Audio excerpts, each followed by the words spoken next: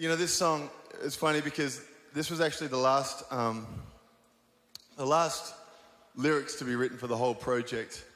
I guess ended up being the one that, of course, kind of, I guess, connected with people the most, or at least has so far. And if I think about it, those lyrics, I guess maybe sum up everything that we do, but most definitely this project. And God's always calling us further. He's always calling us deeper. I think sometimes our prayer and our confession is, like, God, I want you to take me deeper. I want to know more of you. I want to do more for you. We always want to do more for God. Like, that's what God's after. And God's not looking for us to do more for him. He's actually just looking for more of us, more of our heart. And when he gets more of our heart, more of our attention, more of our affection, more of our trust, then he's able to do more through us. And I feel like, sometimes if we would understand, that God's grace, it really isn't performance-based. His grace is there for you, just for who you are, and that's enough. And this song, the bit at the end, which we all know, it says, Spirit, lead me where my trust is without borders. Let me walk upon the waters wherever you would call me. People love that line, and that's cool, but sometimes I just think we're just not prepared to get out of our comfort zone. We can sing it as much as we like, but we've got to be prepared to take that step. And so, I'd encourage everyone, whatever that looks like, it's never, what you think it is. If I think about Peter on the boat, it would have been a pretty exhilarating thing to jump out there on the seas with Jesus. But at the same time, there was probably a whole lot of other things that would have been like way more awesome in the moment because it was stormy. They were kind of freaking out, and I dare say it's never what you think it is. You want to serve God. You want people to recognize your ministry. You want to inspire people, but that's not what the step is. The step is being a faithful husband or a faithful wife, or being a faithful child and honoring your parents, or it might be just being a great friend and giving up some time to hang out with somebody who needs some time, or it might be just serving someone in your community, or it might be, taking an extra piece of your day just to love someone. It's never what you think it is. God's so faithful, and, he always wants us to be in a place where we just feel too deep for ourselves, and that's where God comes in. That's where he's at his best. When he's the strength in our weakness, it's when we're weak. And so, this song, the end goal is actually the last line. I guess maybe, I don't know if people catch it or not, but the end goal of this is that my faith would be made stronger in the presence of my Savior. And that's what this is all about. Let's do it.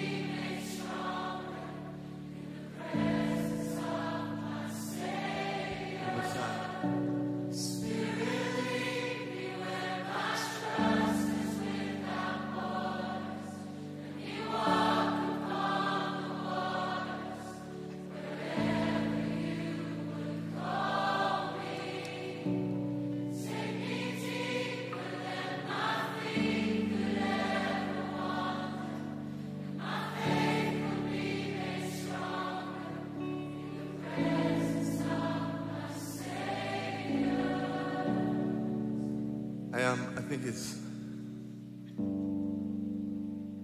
no coincidence that you have, this account of Peter walking out in the water to Jesus and, in the midst of it, taking his eyes off Jesus and losing his way and finding himself in the embrace of his Savior. And then, a couple of short chapters later, you have this account in Matthew 16 where it says, when Jesus arrived in the villages of Caesarea Philippi, he asked his disciples a question. He said, what are people saying about who the Son of Man is? And they replied, some think he's John the Baptizer. Some say Elijah. Some say Jeremiah or one of the other prophets. But then he pressed them. He said, how about you? Who do you say that I am? Simon Peter said, you're the Christ, the Messiah, the Son of the living God. And Jesus came back, God bless you, Simon, son of Jonah. Because you didn't get that answer out of books or from teachers. My Father in heaven, God himself, let you in on this secret of who I really am. And now I'm going to tell you who you really are. You are Peter, a rock. This is the rock on which I will put together my church. A church so expansive with energy that not even the gates of hell will be able to keep it out. And that's not all. You'll have complete and free access to God's kingdom. Keys to open any and every door. No more barriers between heaven and earth and heaven. A yes on earth is a yes in heaven. A no on earth is a no in heaven. And I believe that God does want to take us deeper. And he wants us to be reminded of who he is. And it's easy in an environment like this. You can be in Bible college. You can have been in church forever. And you know a lot about God. And you know who God is for a lot of other people. And I believe that you wouldn't be here if it weren't for some revelation of Jesus. But I think sometimes we have to remind ourselves, who is Jesus to us? Who is Jesus to me personally? Because it's not enough to live your life riding on someone else's faith. Because sooner or later, you're going to find yourself denying Christ. You're going to find yourself, like Peter was, ready to be martyred for his faith. And at that moment, it's not going to be somebody else's faith that's going to keep you. It's going to be your own revelation of Jesus. And I'd challenge every single person here to ask yourself that question. Jesus, who are you to me? Who do I say that you are?